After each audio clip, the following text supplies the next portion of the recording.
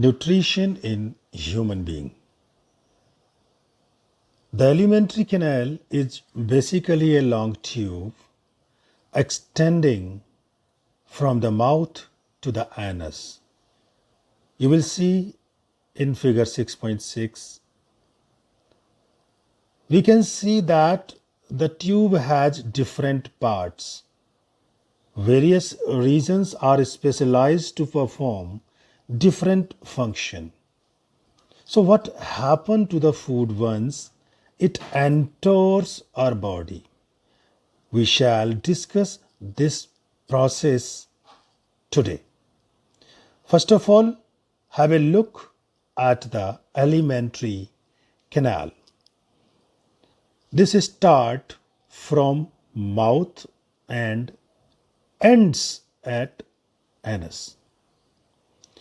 Mouth is a slit-like aperture opens into buccal cavity.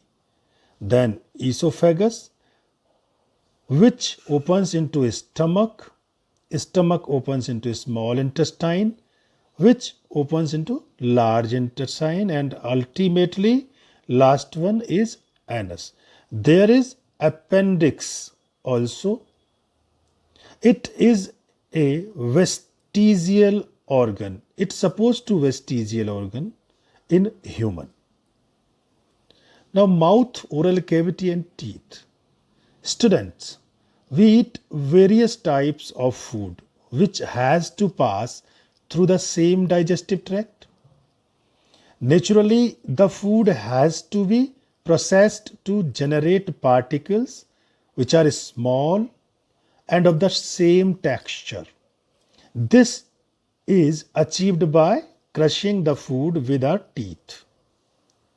Since the lining of the canal is soft, the food is also wetted to make its passage smooth. When we eat something, we like our mouth waters. This is actually not only water, but a fluid called saliva, secreted by the salivary gland. Very amazingly, this saliva contains an enzyme that is called salivary amylase, which breaks down starch. Starch is a complex molecule of carbohydrate. Okay, so it breaks down into sugar with the help of enzyme. Which enzyme? Salivary amylase, where it is present in saliva. A little bit digestion of starch start from oral cavity itself, converted into maltose. Salivary amylase is an enzyme. So what is enzyme? The food we ingest is in its complex nature. If it is to be absorbed from the alimentary canal, it has to be broken into smaller molecule. How can we break this food? This is done with the help of biological catalyst called enzyme. So enzyme are the biological catalyst, and the saliva contains an enzyme called salivary enzyme, which convert starch into maltose. Peristaltic movement. A specific type of movement starts from esophagus. Why? It is necessary to move the food in a regulated manner along the digestive tube so that it can be processed properly in each part. The lining of canal has muscles that contract rhythmically in order to push the food forward. These peristaltic movements occur all along the gut, but starting from esophagus. You can see at the screen the food is moving in a rhythmic way downwardly. Now from the mouth, the food is taken to the stomach through the esophagus. Esophagus is also known as food pipe. Okay.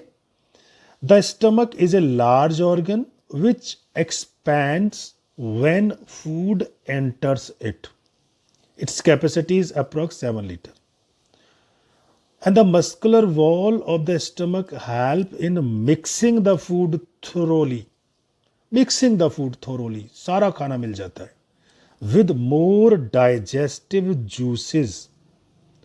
Digestive juices means gastric juice, intestinal juice, bile juice, pancreatic juice. So now the food will enter into stomach. When food enter into stomach, there is a valve, that is cardiac sphincter. It is a valve located at the lower end of esophagus, which prevent backflow of the stomach contents into the esophagus.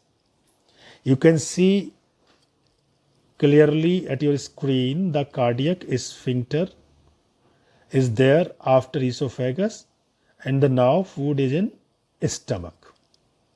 So cardiac sphincter is a muscle, okay, which allow the entry and prevent the exit. Some gastric glands are present in stomach. The digestion in stomach is taken care of by the gastric gland present in the wall of the stomach. Gastric gland is where? In the wall of the stomach.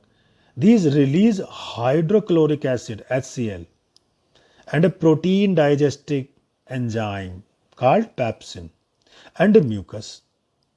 The HCl creates an acidic medium which facilitates the action of enzyme pepsin.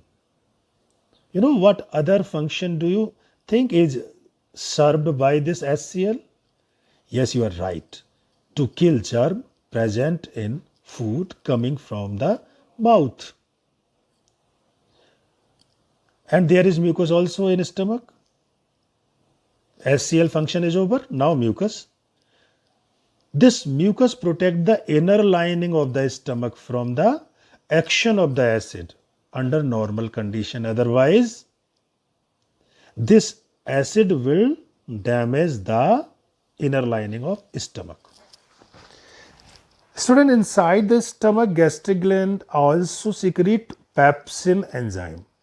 Actually, pepsin is secreted in inactive form, that is pepsinogen, and converted into pepsin with the help of HCl. Pepsin is active, and this pepsin convert proteins into peptones and proteoses. Now one more sphincter muscle, that is called pyloric sphincter. The exit of food from the stomach is regulated by a sphincter muscle which releases it in a small amount into the small intestine.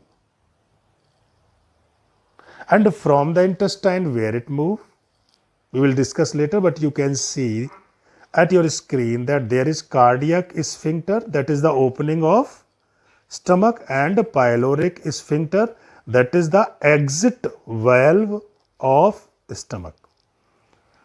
The small intestine is the site of the complete digestion of carbohydrates, proteins, and fats. It receives the secretion of the liver and pancreas for this purpose.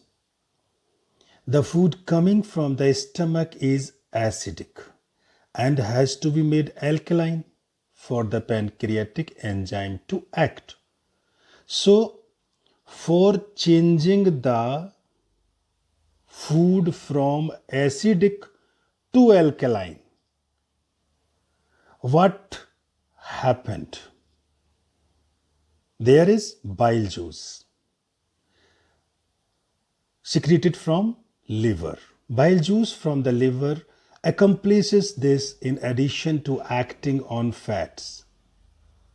Fats are present in the intestine in the form of large globules, you can see in the figure, which makes it difficult for enzyme to act on them, and bile juice having the bile salts, which break them down into smaller globules.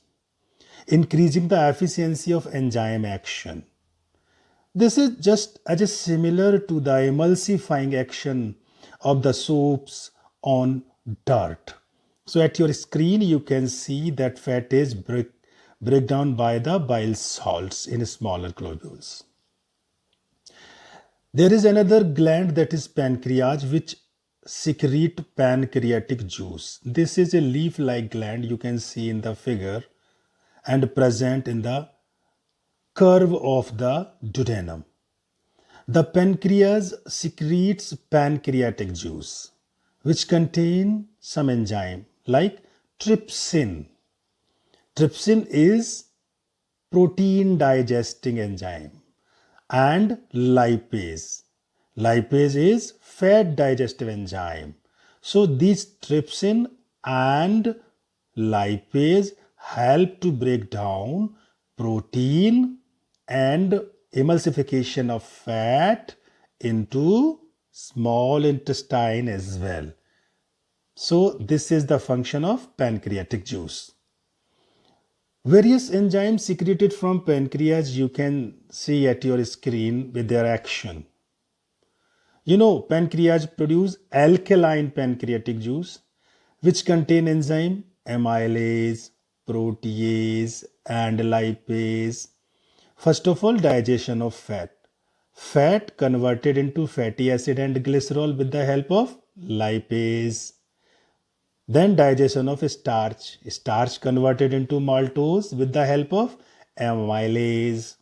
And last one, digestion of protein. Protein converted into peptone and polypeptide with the help of trypsin.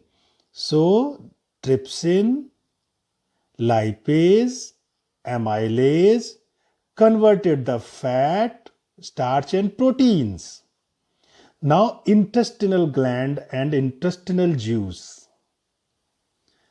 You know, the walls of the small intestine contain glands called intestinal gland, which secrete a juice, that is intestinal juice. The enzyme present in it finally convert the protein to amino acids, complex carbohydrates into glucose, and fats into fatty acid and glycerol. Because after the digestion, the absorption is to take place. And absorption can be done with the glucose, fatty acid, etc. So these complex molecule has to be broken here. You can see the catalyst breaking the big molecules. Now this is the summary of intestinal gland. Here, digestion of starch. How? Maltose converted into glucose, lactose converted into glucose plus galactose, sucrose converted into glucose and fructose, and small protein molecule, that is peptone, converted into amino acid with the help of trypsin, arabsin, and the fat lastly converted into fatty acid and glycerol. So these are the final product which has to be absorbed. What is that? Glucose, amino acid and fatty acid. These three can be absorbed finally with the help of villi. What is villi? Millions of tiny finger-like structures called villi project inward from the lining of the intestine. You can see the second figure downwardly. This is the actual figure of the villi, like a foot mat. The large surface area they present allow the rapid absorption of digestion product. A number of villi are there. These are the finger-like projection and having blood vessels and lymph vessel inside them, and they help in to absorption of the digested food. From here, the blood vessel carries the digested food, absorbed food to the different organ where it is needed. So villi are of most important nature. You know, digested food is taken up by the walls of the intestine. The inner lining of the intestine has numerous finger-like projection is called, villi, which increase the surface area for absorption. As I told, the villi are richly supplied with blood vessels which take the absorbed food to each and every cell of the body, where it is utilized for obtaining energy, building up new tissues, and their repair. The repair of old tissues also taken place by the absorbed food. So without villi, the absorption cannot be happen. Absorption of food can't be happen. Now the last part, that is large intestine. So what happened now? Egestion, that is exit of undigested food. The unabsorbed food is sent to the large intestine. Student, do you know still now water is not absorbed? So where its wall, the wall of large intestine, absorb more and more and water from this material, so that the stool, that is fecal matter, gets concentrated and water is reabsorbed for the well-being of the body. The rest of the material is removed from the body via the anus. The exit of this waste material is also regulated by the anal sphincter. It is a particular type of muscle. Now you have come to know the third one, the sphincter. That is, first one is, yes, cardiac sphincter, pyloric sphincter. Okay, now the last topic of the nutrition is dental caries or tooth decay. Dental caries or tooth decay causes gradual softening of enamel and dentine. It begins when bacteria acting on sugars produce acid that soften or demineralize the enamel. Okay, masses of bacteria cells together with food particle stick to the teeth to form dental plaque. Saliva cannot reach the tooth surface to neutralize the acid plaque that is cover the teeth, and dental caries occur. So what to do to prevent, what precautions we can have to prevent the dental caries? So dental care is must there. Actually, plaque covers the teeth. So brushing the teeth after eating removes the plaque before the bacteria produce acid. Acid should not be there. So before production of the acid, we have to brush our teeth. If untreated, microorganisms may invade the pulp that is present inside the teeth and causing inflammation and infection. So student, be careful. This is all about the digestive system of human being. Keep watching the videos, making the notes, and you can write in the comment box whatever your queries are. Thank you very much. Have a nice day.